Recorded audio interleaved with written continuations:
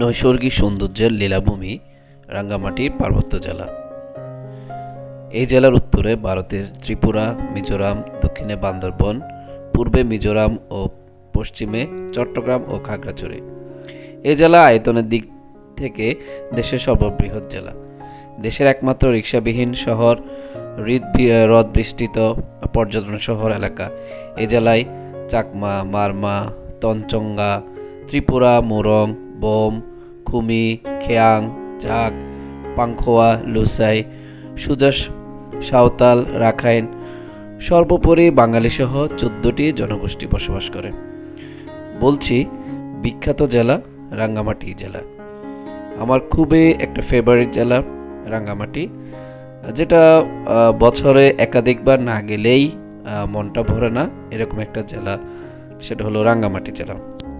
তো বন্ধুরা, আজকে এখনই আসি রাঙ্গামাটি জেলার রাঙ্গামাটি লেকে। তো বরাবরেই আজকে একটু ভিন্ন একটা জায়গা আপনাদেরকে দেখাবো, সেটা হলো রাজবন বিহার। রাঙ্গামাটি গেলেই যে একটা জায়গায় সবাই যাবে, সেটা হলো রাজবন বিহার। তো রাজবন বিহারটা আজকে আপনাদেরকে ঘুরায় দেখাবো এবং বিস্তারিত রাজবন বিহার সম্পর্কে বলবো। আশা করি ভিডিওটি আপনাদের অনেক অনেক বেশি ভালো লাগবে। যদি আমার ভিডিওটি ভালো লেগে থাকে তাহলে অবশ্যই আমার চ্যানেলটি প্লিজ সাবস্ক্রাইব করবেন এবং আমার ভিডিওটি লাইক, কমেন্ট এবং শেয়ার করবেন। তো চলেন ভিডিওটি শুরু করা যাক।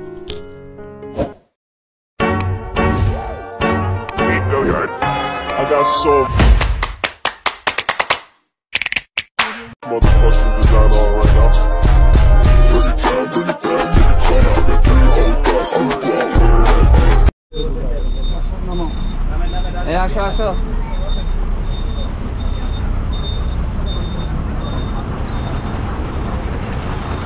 এই যে দেখেন 2 ঘন্টায় পৌঁছাইছি চিরং থেকে। এই যে বিআরটিসি বাস যা 9:30 ছাড়ছে, আর এখন হলো যে 11:40। এই যে দেখেন, আপনারা বিআরটিসি বাসে আসার চেষ্টা করবেন হলো চিরং থেকে, তাহলে খুব কম সময়ে চলে আসতে পারবেন। এই যে রাজবন, এই যে দেখেন। সো এই যে বিআরটিসি বাসে আসার চেষ্টা করবেন, খুব কম সময়ে আসতে পারবেন চিরং থেকে। এখন আমরা যাবো রাজবন বিহার। দেখি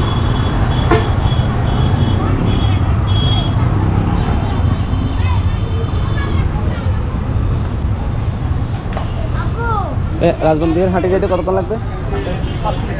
ও, আর যার দরকার নাই, আমরা যাব রাজবন বিহার।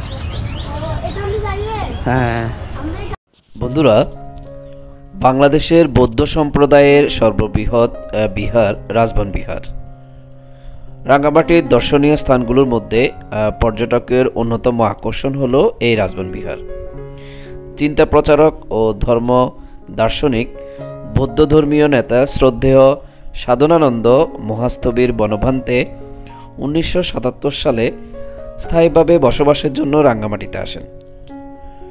বনভান্ত ও তার শিষ্যদের বসবাসের জন্য এই বিহারটি নির্মাণ করা হয়।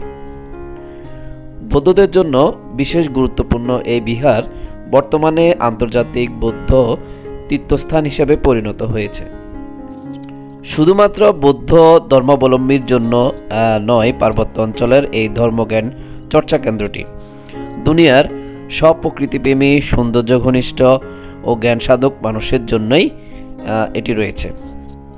ভ্রমণে এই বিহার ঘুরে দেখার আনন্দের সাথে খুব সহজেই যুক্ত হবে আপনার জানার নতুন একটি ভুবন। সাংস্কৃতিক ভাব বিনিময়ের সাথে মিলবে ধর্মচিন্তা, সাম্প্রদায়িক সম্প্রীতি ও সৌহার্দ্যবোধের সুযোগ। বিহারটিতে একটি সুরম্য উপাসনা বিহার, আধুনিক স্থাপত্য নকশায় নির্মিত দেশনালয়, বনভন্তের আবাসিক কুঠির ও বিশ্রামাগার রয়েছে।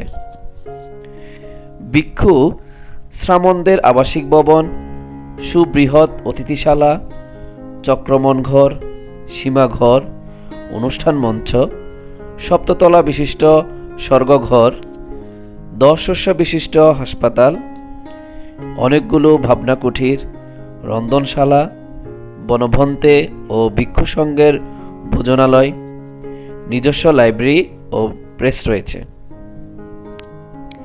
এছাড়া নিরাপত্তার জন্য পুরো বিহারের চতুর্দিকে রয়েছে বিশাল সীমানা প্রাচীর। এই বিখ্যাত রাজবন বিহার আপনি কিভাবে যাবেন?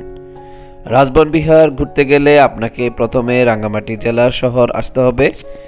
রাঙ্গামাটি শহর থেকে মাত্র 5 কিলোমিটার দূরে রাজবন বিহারটি অবস্থিত।